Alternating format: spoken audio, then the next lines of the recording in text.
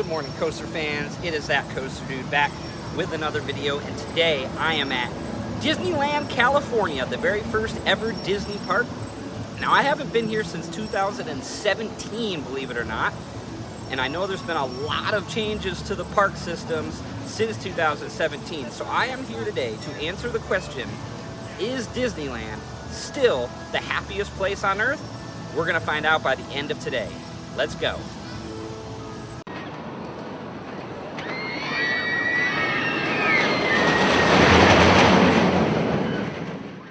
Opening as the very first theme park built by the Walt Disney Company in 1955 in Anaheim, California, Disneyland revolutionized the possibilities for the theme park industry. Visitation peaked at 18.7 million visitors in 2019, making it the second most visited theme park in the world that year, behind Magic Kingdom in Orlando, Florida. Through numerous expansions, the park today features 4 roller coasters and over 60 total attractions spread out over 85 acres. All right, guys, I am in. There's the castle down there. Now, it's supposed to rain quite a bit today, 80% chance. On and off in the morning, and then it's supposed to be pretty steady in the afternoon and evening. So my plan is to try to go get the outdoor coasters done very first today, and then we will just go from there and see where the day takes us. All right, guys, we're gonna start off today with Big Thunder Mountain Railroad, a classic here at Disney, built by Dynamic Attractions in 1979. Let's ride.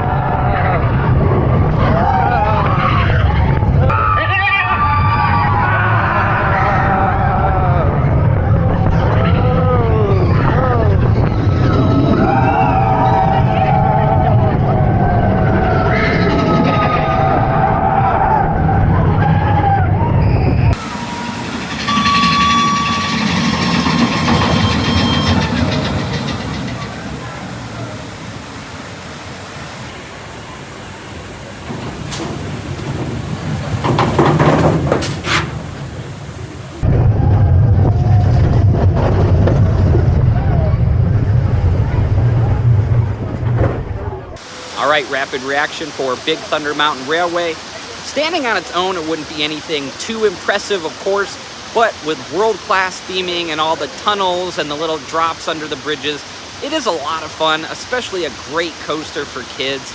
And there's a helix right after the second lift hill, which is probably the best part of the ride. It's a classic for a reason, and it's great.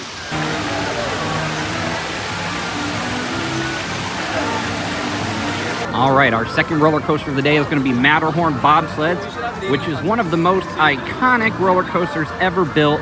It's a twin steel coaster by Aerodynamics, and the reason it's so historic is because it was the very first tubular steel roller coaster ever built in the entire world.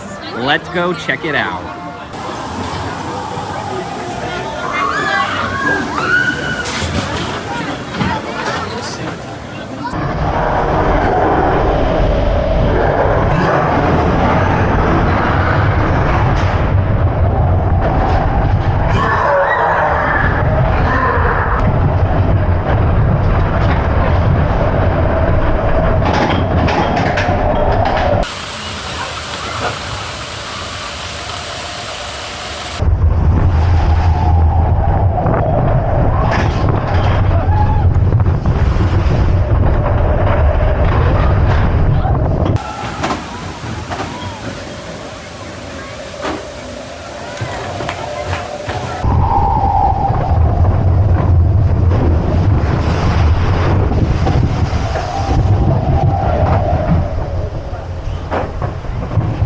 All right, just got off of Matterhorn Bob Sleds, and although it's an iconic coaster that I highly recommend to ride on once, unfortunately, the ride is trash.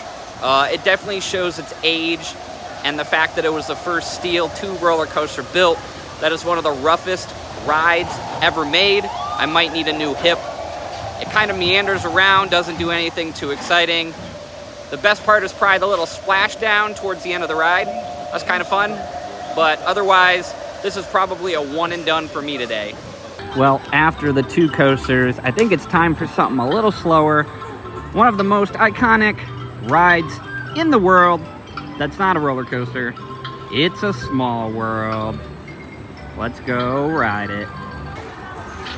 Bienvenidos. Para su seguridad, permanezca sentado y mantenga las manos y los brazos.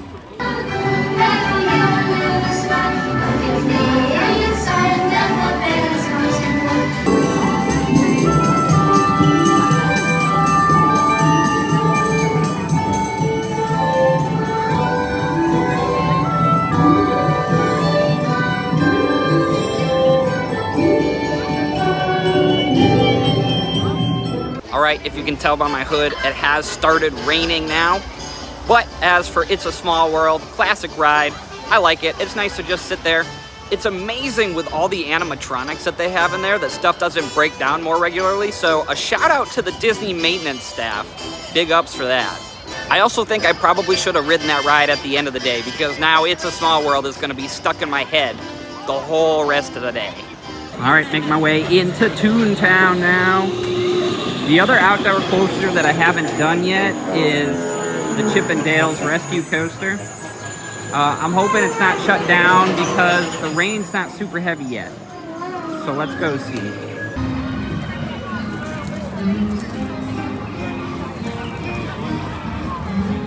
Alright guys, roller coaster number 3 is going to be Chippendales Gadget Coaster here, which is a Vekoma Junior coaster built in 1993.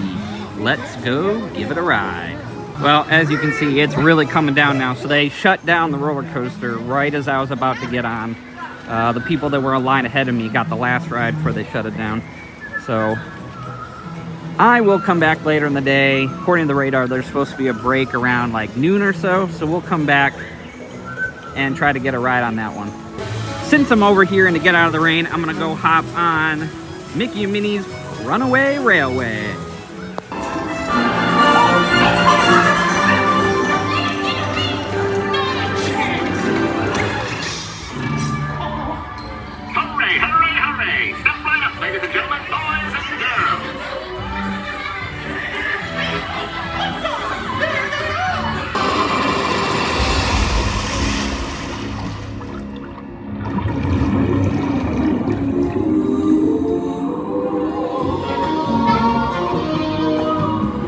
Alright, that's actually a really solid indoor ride.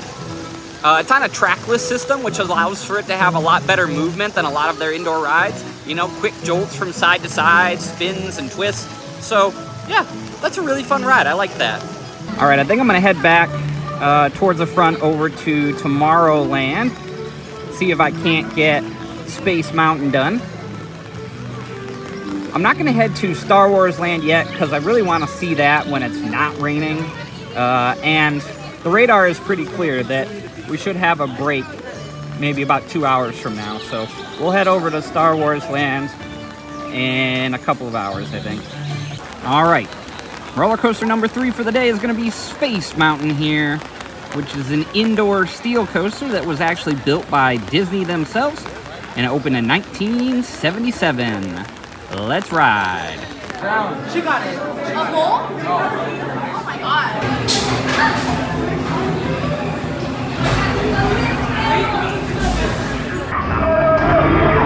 We are initiating power transfer in 3, 2, 1.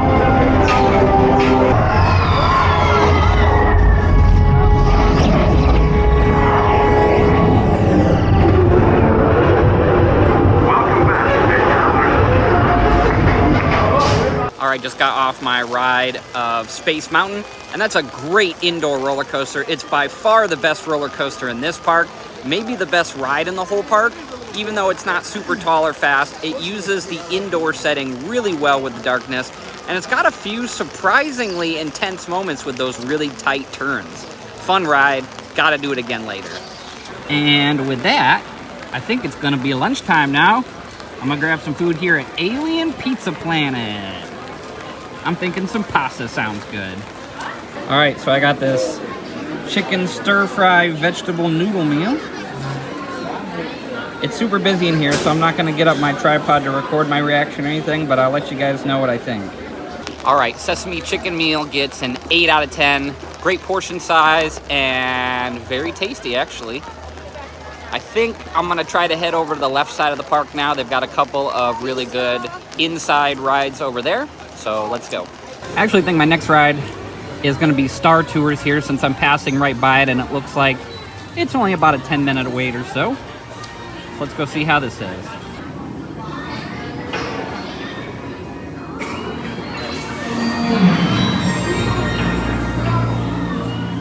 All right, Star Tours is your typical motion simulator ride, but probably one of the best motion simulator rides you're ever gonna do. Great ride, lots of fun. On to the next thing.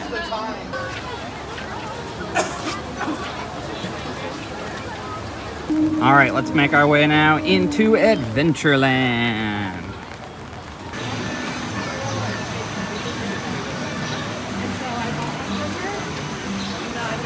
All right. Next ride's going to be Indiana Jones Adventure Temple of the Forbidden Eye here. In 2017, this was closed for refurbishments, so I've actually never had a chance to ride it before. So I'm pretty excited. Let's go check it out. Can't possibly comprehend. Quick, take a left hand. It's the only way out. Nice driving. All right, just got off of Indiana Jones, and I didn't know much about this ride before I got on it, and it was actually a really fun ride. Super awesome dark ride, great special effects, and you sit in this fake Jeep that kind of sits on this platform that allows it to move up and down and sideways and everything, so just really fun. I highly recommend. This has got to be one of your must-dos if you come here. Now, would it be a true trip to Disney without a ride on Pirates of the Caribbean? No, it most certainly would not. So let's do it. Carlos. No, no, no, no.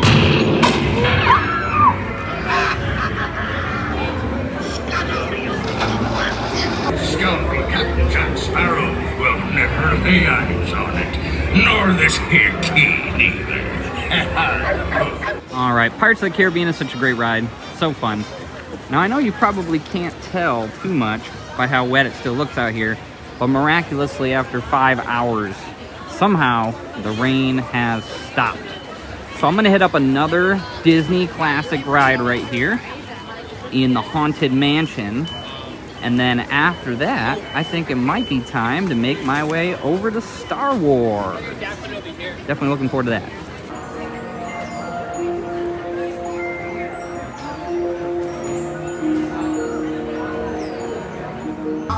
Tree.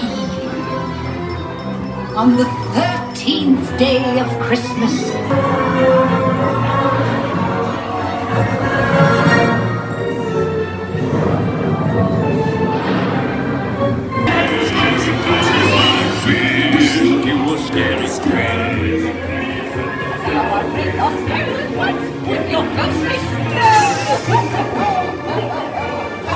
All right, just got off of Haunted Mansion, which is fine. It's an okay ride. Not a huge fan, but it's fine. I'm now making my way over to Galaxy's Edge, Star Wars. First time that I'm ever going to be able to visit. Last time I was here, it was just starting to be constructed.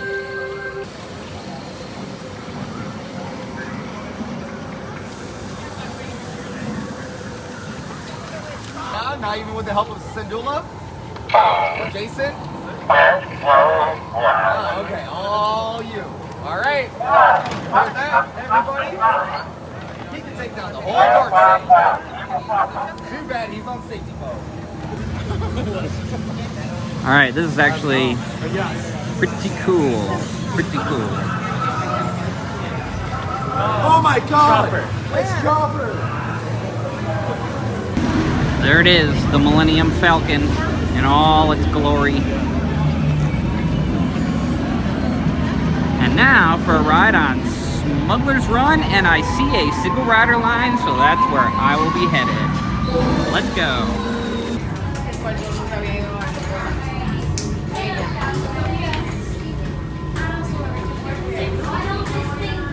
All right, that is a very fun ride. It's another motion simulator, but there's only 6 people per ride and you all have jobs, so it's very interactive. I was an engineer in the back, so I just had to push buttons and shoot the cargo load harpoons. I had 2 little kids from a family that were driving the ship though, so we didn't do so well on the mission, but very fun ride. All right, so Rise of the Resistance is the only what I would call marquee ride of the park that I haven't gotten to do yet today. It is currently broken down, which apparently happens quite often. That's disappointing.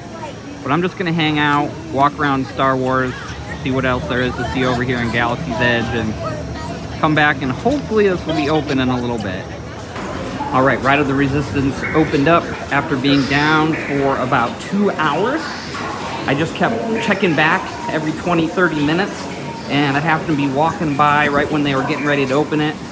So they're leading us through the line right now. I got probably about 30 people ahead of me, so I should be getting on pretty soon here. These are your assigned colors for your interrogation. Do not forget your color, gray, orange, or blue. They're all yours to remember.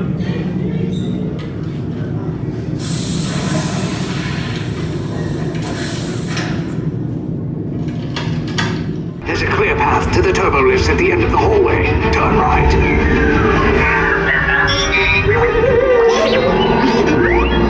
A probe droid. You're lucky it didn't spot you. Take those turbo lifts and stay out of trouble. Hey, you're not authorized. Wait, those are the prisoners. You have a range of entry Lot 3. Take cover, recruits. If anyone's packing a blaster, now's a good time. The escape pod's just below us. Wait, why are you going up? I said down. Up is bad. Up is real bad.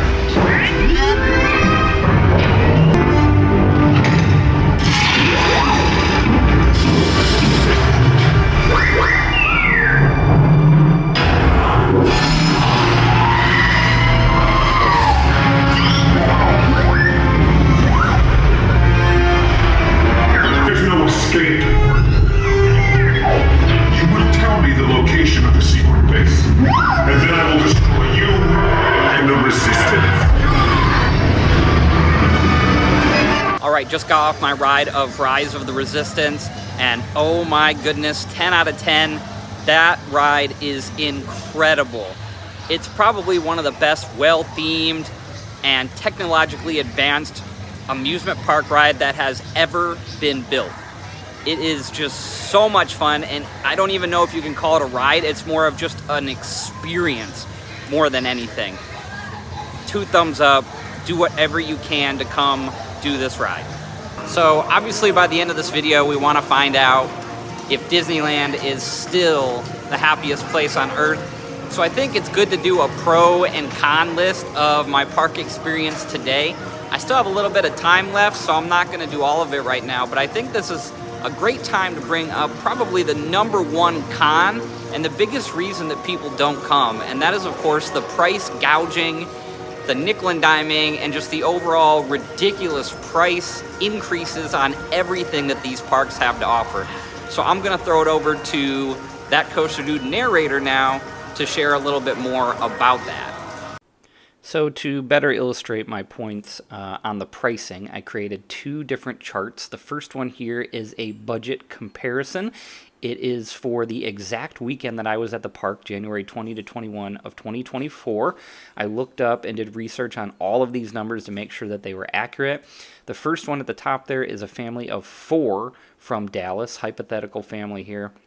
And I did this one as kind of like bare bones, as cheap as you could possibly probably do a trip to Disney in my estimation, which brings you out to $2,911 total there. If you want to look at the specific numbers, go ahead and pause the video. But again, $2,911 for a family of 4, the absolute cheapest way to do 2 days at Disney. For the second one, I did a family of 4 from Philadelphia, and for them, I did a mid-range pricing. So this is probably more like what a typical family would spend coming to Disney, and that one comes out to $5,646. Of course, you could go way more expensive than this even, but this is probably more of a typical spend, like I said. Now, given that the 2023 median USA household income was $74,077, the Dallas family would be spending 3.9% of their entire yearly income on 2 days at Disney, whereas the Philadelphia family would be spending 7.6% of their entire yearly income just to do a weekend at Disney. That is crazy. All right, now the second chart here is looking specifically at Disney ticket prices versus inflation since 2000, which I thought was just an easy year to jump off from. Inflation in the United States since 2000 is 82%, roughly, which means that a ticket that you can see in the bottom there in 2000 cost $41. Following 82% inflation, the ticket today, the cheapest base ticket, should be about $75 for 1 day at one park. The cheapest possible ticket I saw in 2024 was $104 for 1 day, one park, which would be 153% inflation. The ticket I bought was $119, which is 190% inflation. The more expensive ticket, which would have been over the weekend, which was $154, is 275% inflation. And the most expensive ticket that I saw on the website during their extreme peak visitation times was $194 for 1 day, one park, which comes out to a 373% increase from the base ticket in 2000. So earlier today, when I talked to you guys about that rain break after I got off of Haunted Mansion, that break only ended up lasting for about 30 minutes or so, which means it's been raining almost the entire day.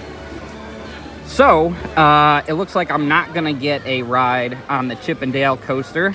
Not a huge loss, but always don't like missing out on a credit, of course. But because of that, when I was in line and I couldn't go on, they gave me a free lightning lane pass to use anytime the rest of the day. So I'm going to use that to get myself another ride here on Space Mountain, which is my favorite ride in the park, of course. Well, as it turns out, the lightning lane that they gave me for that ride is actually not good for all of the big rides here. So that's kind of lame. It would have been nice if somebody had explained that to me when they gave me the ticket. So I'm going to run over and use this lightning lane on a ride that I'm actually allowed to use it for, which is going to be the Buzz Lightyear shooting ride over here. So guess I'm heading over that way. I will remain here at Star Command to coordinate the mission. Battle stations, report.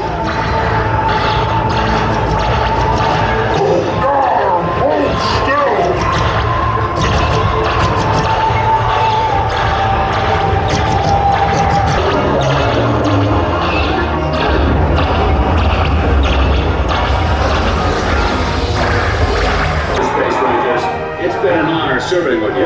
Check the status board to determine your rank. Alright guys, my feet, my shoes, and my socks have been absolutely soaked for about 9 hours now, so I think after Buzz Lightyear, I'm calling it a day. But before I head back to my hotel room, it's time to go over some more pros and cons of the park here. Alright, obviously for the pros, they have an incredible number of rides here. I mean, I can count on 2 hands the rides I haven't even done today. So you'll never get bored. There's plenty to do for every single person of every age. The operations are fantastic. All the staff members are absolutely amazing. There's almost no amusement park in the world outside of the Disney parks that can fully immerse you in this fantastic, magical world. I mean, it truly is an incredible theme park. As for the cons, of course, I've already talked a little bit about the money issues, but it's also the people. Now, this is no surprise to anyone. These parks are ridiculously, outrageously packed with people. Even for me today, on a super gloomy, rainy, random day in January, it was an absurd amount of people in the park today, so super long waits for everything. It makes doing anything kind of frustrating and hard waiting for the rides, of course, but also just waiting for food. Just going to the bathroom, you're gonna have a line of people, and that can get very draining, especially when you're here for a number of hours. I think the other main problem that the park has is just complication. You know, gone are the days where you can just come to Disney and be spontaneous and just do stuff here and there. I mean, you gotta have the app, you gotta have barcodes, you can do dining plans, you can do photo passes, Genie Plus, lightning lanes, individual lightning lanes, food reservations. I mean, it's like, it's very difficult and overwhelming, especially to someone who has only been here a few times or hasn't been here at all. You have to pretty much plan your entire day before you even step foot into the park, and that can get very frustrating at times. So my final verdict is Disneyland still the happiest place on earth? And I think I'm gonna have to go with a no. Now, is Disney horrible? No. I still think that Disneyland here is one of the best theme parks in the entire world, and if you get a chance to visit, you absolutely should. But if you have a choice between this or some other parks across the country, I just feel like there are other places that are less complicated, less busy, and are just going to be a better value for your money and your time. That being said, of course, even with the rain, I had a really great time today. Anytime I can come to a park, I'm happy. Disney here is no exception. I got 3 new roller coaster credits today, so we'll add those to the ranking list at the end of the video. Otherwise, guys, if you haven't subscribed yet, make sure you do that. I really appreciate it. Thank you so much for watching. I'll see you on the next one. Time for me to go get dry.